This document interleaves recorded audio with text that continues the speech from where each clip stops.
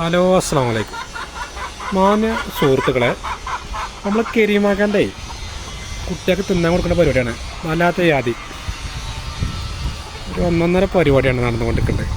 ഓ ഞമ്മോ, അന്നദാനം കൊടുക്കേണ്ട ചടങ്ങാണ് ഇപ്പോൾ നടന്നുകൊണ്ടിരിക്കുന്നുണ്ട്. ഒരു ഒന്നൊന്നര തീറ്റ കേട്ടോ. കരീമാക്ക എന്താണ് ഫുഡ്? ആ, അത് ശരി.